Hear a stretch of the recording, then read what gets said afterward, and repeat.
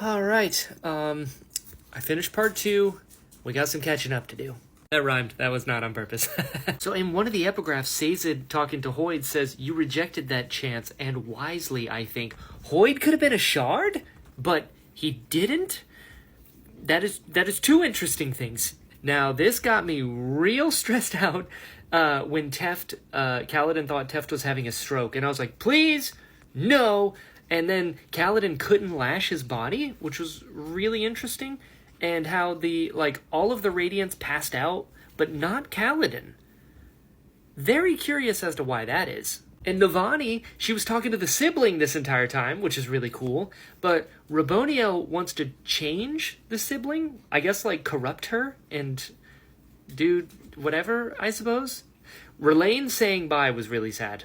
That was really sad, because he, never bonded to Spren, and, he never really got to fully, in his mind, fit in with the rest of Bridge 4, even though they accepted him.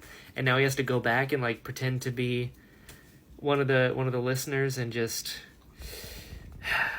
that was sad. I hope nothing bad happens to him, because that would just be a sad life all around. Speaking of sad life, Syl gets depressed now? What? I don't like that. So then the Regal and other crab people try to come, and they try to take Teft's body. And Kaladin, he fights back. He fought back.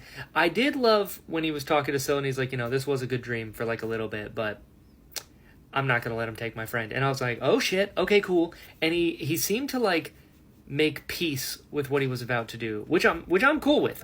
I like that. Lirin, on the other hand, damn. Lirin has such a limited worldview. I understand, because, there's the Hippocratic Oath. Their whole thing is, do no harm.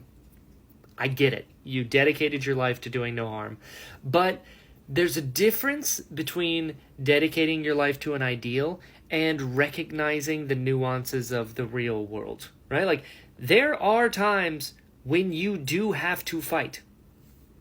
It's just the nature of existence and the world. And it is rarely fun. But to deny that entire side of yourself, to be like, no, we never need to fight, we never need to kill, I'm sometimes you do. Sometimes you do. And I mean, that just goes to show that Lirin, why... The fact that Lirin was oh, well, because you killed him, now they're going to come back, and you don't know if they were going to hurt Teft or anything. It's listen, I'm with Kaladin on this one. I sure as shit would not have given him Teft's body. One, because I love Teft, but two, in the same way that you're saying they wouldn't have harmed you if you hadn't fought, you also can't say that they wouldn't have harmed the Radiants when they got there. It's Schrodinger's dilemma here. They're both equal options at this point, and it's ridiculous to call one more than the other. Just, ugh. And then he straight up told Kaladin that he, murdered him. This Regal hit Kaladin with an axe in his shoulder. He tried to kill Kaladin, and he's just oh, well, you murdered him. On the one hand, I understand killing people in a hospital or a surgery room is got to be pretty jarring for someone who's dedicated their life to doing no harm. And, I get it. But to say my son is a monster, I was like, dude, you're a coward. He's just a coward. Lirin did not have the balls to stand up for what he needed to do. He was going to trust his captors because he was too... I get it, you made an oath, but also, open your eyes to what's in front of you. You know what I mean? You would have died real stupid if you're oh, well, you're not going to hurt us. Just, yeah, that's what you think was going to happen, dude. Anyway. I am very, very, very glad that Kaladin, after his dad said, my son is a monster, and was get out of here, you can't talk to him.